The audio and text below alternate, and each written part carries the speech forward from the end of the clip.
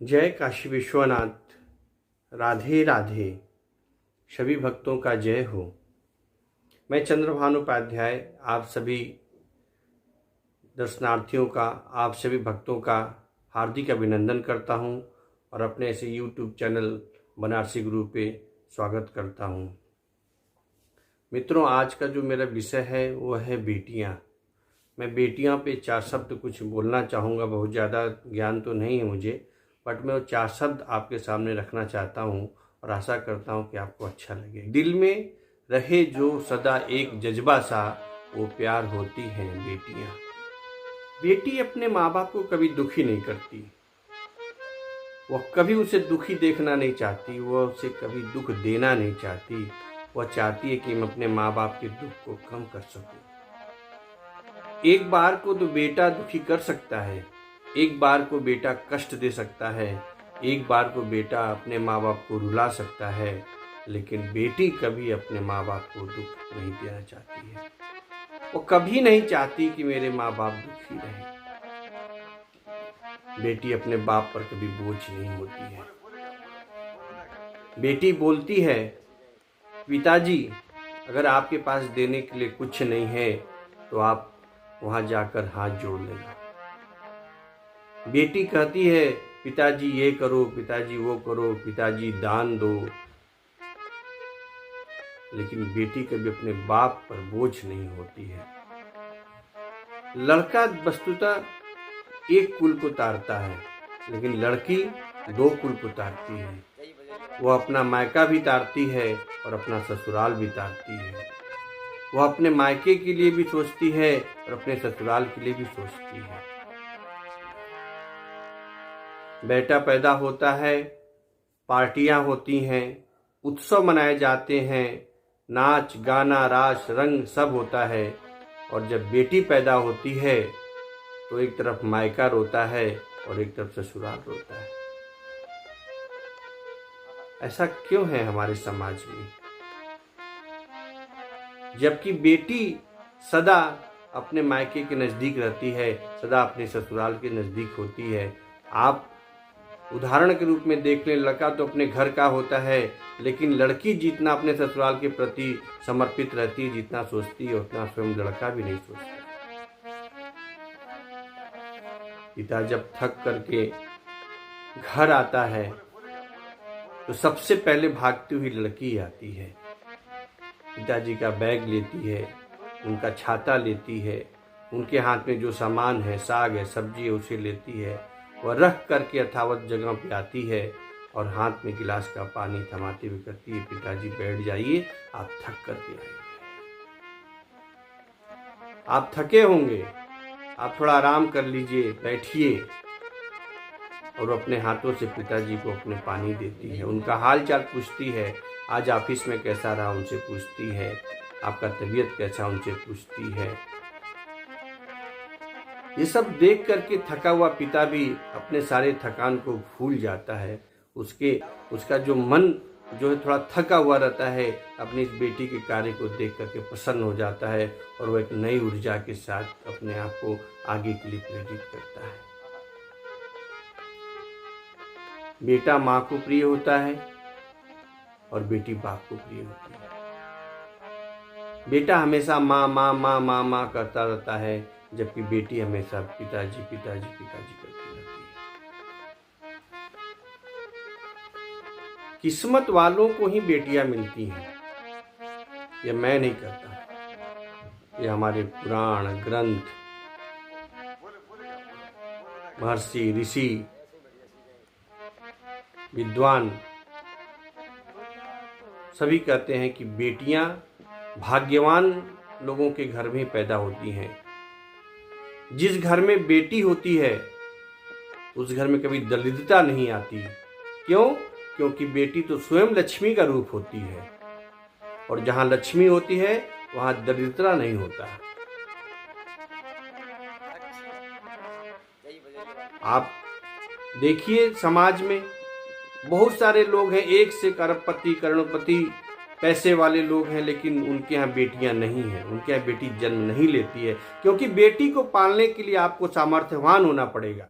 आपके अंदर सामर्थ्य होना चाहिए बेटी को पालने के लिए, बेटी का दान करने के लिए, बेटी का कन्यादान करने के लिए आपके अंदर सामर्थ्य होना चाहिए। और जो सामर्थ्यवान होते हैं उन्हीं के घर में बेटियां होती हैं। बेटियां सबके घर नहीं जाती, लक्ष्मी सबके घर नहीं जाती हैं। लक्ष्मी को संभालने के लिए आप सामर्थ्यवान होना पड़ेगा, आपको किस्मत वाला होना पड़ेगा। जो किस्मत वाले होते हैं उनके घर में ही बेटियां होती हैं, सबके घर में बेटियां नहीं जाती हैं। जिनको एक बेटियां होती हैं वो किस्मत वाले होते हैं, जिनको 2 बेटियां होती हैं वो भाग्यशाली होते हैं, और जिनको 5-7 बेटियां होती हैं वो बहुत बड़े भाग्यशाली होते हैं। आप ऐसा क्यों सोच रहे हैं कि बेटियां आपके घर पैदा हो गई तो वो आपको देखना है, उनका ब्याह करना, उनका शादी करना? आप गलत सोच रहे हैं। बेटी अपने भाग्य से पिता के भाग्य को बदल देती है। बेटी पैदा होती है तो पिता का भाग्य बदल जाता है। बेटी अपने कर्म से अपना भाग्य लेकर के आती है और उस भाग्य से पिता का भाग्य बदल जाता है। कन्यादान सबके बस में नहीं होता, सबके किस्मत में कन्यादान नहीं होता है मित्रों। हर कोई कन्यादान नहीं कर सकता, हर कोई दान कर सकता है। सोना, चांदी, धन, दौलत, रुपया, पैसा, अनाज, इन कन्यादान सबके किस्मत में नहीं लिखा होता है। कन्यादान करने वाले लोग बड़े खुशकिस्मत होते हैं। कन्यादान उन्हीं को मिलता है जिनके ऊपर भगवान की कृपा होती है, जिनके घर 4, 5, 7 कन्याएं होती हैं। वेदों में तो लिखा गया है कि उनके भाग्य को, उनके किस्मत को स्वयं ब्रह्मा भी वर्णित नहीं कर सकते हैं, जिनके घर में बेटियां होती हैं। सामर्थ्यवान को बेटी होती है, निर्धन को बेटी होती है। वह सामर्थ्यवान है, वो अपनी बेटी को पाल सकता है, वह सामर्थ्यवान है, अपनी बेटी को पढ़ा सकता है, वह सामर्थ्यवान है, अपनी बेटी के साथ में चल सकता है, वह सामर्थ्यवान है, अपनी बेटी की बात को सुन सकता है। इसलिए किस्मत वालों को, सामर्थ्यवान वालों को ही बेटी मिलती है। मदन जी एक मध्यम वर्गीय परिवार से ताल्लुक रखते थे, कर्मचारी थे, प्राइवेट नौकरी करते थे। एक दिन घर में आए, हाथ में उन्होंने मिठाई का डिब्बा ले रखा था और आते ही बोले, सुनती हो भाग्यवान, अपनी कुमारी का शादी तय हो गया है। एक बड़ा ही सुंदर लड़का मिला है और बैंक में कर्मचारी है, बैंक में काम करता है, बड़ा अच्छा परिवार है, और अगर अपनी बिटिया बोल दे तो हम उसका शादी करते हैं। बाप ने बेटी से पूछा। बेटी बोली, पिताजी मैं क्या जानूं, मेरा अच्छा और बुरा तो मुझसे ज़्यादा आप ही जानते हैं। आपको जैसा उचित लगे आप करिए, मैं आपके साथ हूँ। ऐसी बातें सुन करके पिताजी बहुत प्रसन्न हुए और जो ससुराल पक्ष जो लड़का पक्ष उनसे बातचीत किए। लड़का का नाम युवराज था, वो बैंक में काम करता था, बड़ा ही सुखी परिवार था। बातचीत हुई और शादी तय हो गया। मदन जी को एक आदत थी, वो सिगरेट पीने की और उनको थोड़ा सुर्ती खाने की एक आदत थी। यह सब देख करके परिवार में बड़ा कभी कभी कलह हो जाता था। पत्नी नाराज हो जाती थी, लड़ जाती थी कभी कभी मदन जी से, लेकिन मदन जी उसे मजाक में लेकर के छोड़ देते थे। एक दिन शादी से कुछ दिन पहले कुमारी को मदन जी ने अपने पास बुलाया और बोला, बेटी मेरी आपके ससुराल से बात हुई है। उन्होंने बोला कि मैं दहेज में कुछ भी नहीं लूँगा, 1 पैसा भी नहीं लूँगा। आप अपनी बेटी को एक पीली साड़ी में विदाई कर दीजिएगा और हमारे बारात का स्वागत कर दीजिएगा और मैं कुछ नहीं लूँगा। लेकिन बेटी तुम्हारी शादी के लिए मैंने अब तक ये 2 लाख रुपए बचा के रखे थे, ये चेक है और ये चेक मैं तुम्हारे शादी वाले दिन मैं तुम्हारे अकाउंट, तुम्हारे बैंक में डाल दूंगा ताकि तुम्हारे समय में काम आए, तुमको इसका जब जरूरत हो तो तुम इसका उपयोग कर सको। बेटी उस समय बोली, ठीक है पिताजी, और ऐसा बोल करके वहां से चली गई। शुभ दिन बहुत जल्दी बीत जाते हैं। ऐसे करते करते शादी का दिन आ गया। शादी हुई, शादी चल रही थी, बारात आई। पिता की आंखों में आंसू थे। जिस दिन से पिता ने अपनी बेटी का शादी तय किया था उस दिन से वो बहुत दुखी रहने लगे। क्यों? क्योंकि उनको लग रहा था कि मेरा सहारा चला जाए। मैं जब घर आता था तो मेरी बेटी मुझसे पूछती थी, पिताजी कैसे हैं, पिताजी पानी पी लीजिए, पिताजी नहा लीजिए, पिताजी भोजन कर लीजिए, क्या पिताजी आपका सर दर्द हो रहा है, मैं तेल रख दूं?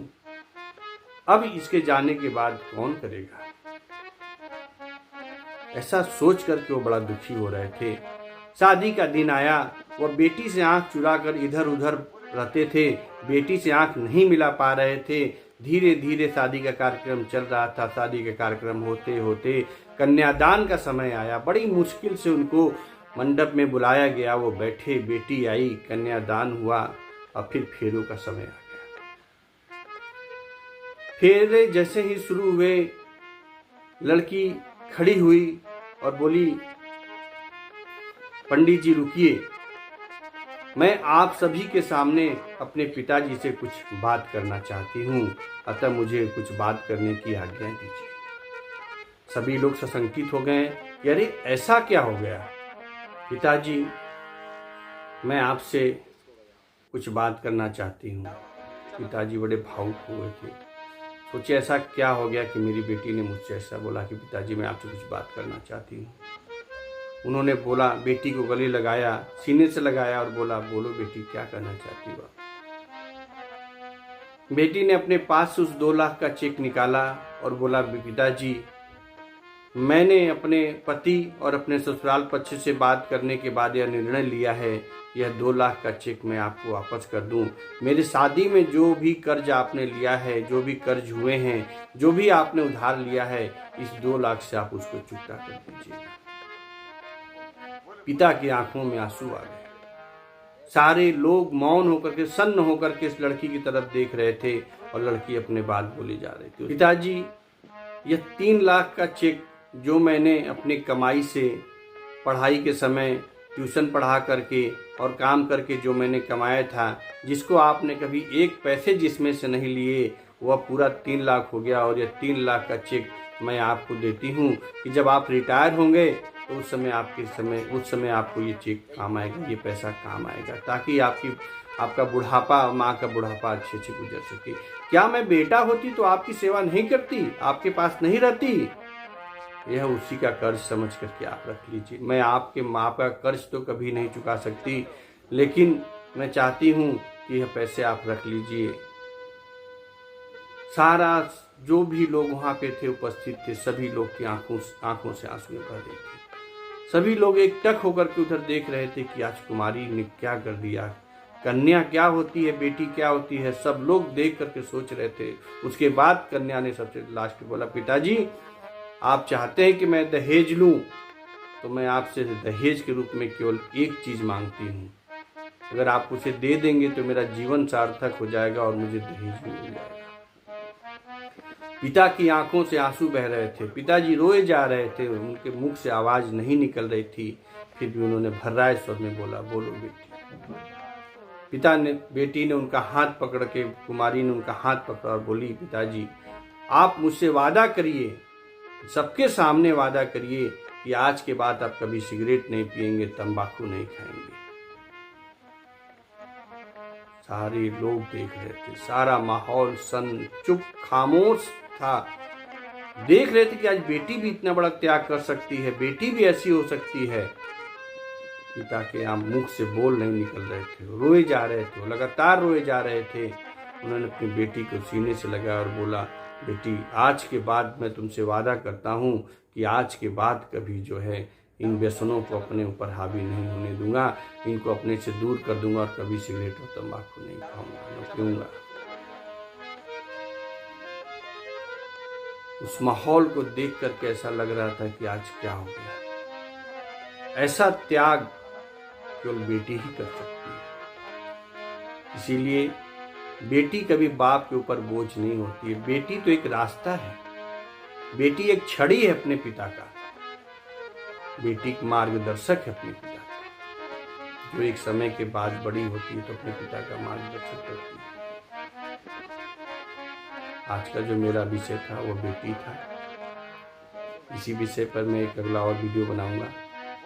आशा करता हूँ कि आप सभी लोग को अच्छा लगा होगा और उम्मीद करता हूँ कि आप अपना कमेंट बॉक्स में ज़रूर लिखेंगे, ताकि मैं अपने आप के अंदर जो गलती हो मैं तो सुधार सकूँ। तब तक के लिए नमस्कार। हर हर महादेव।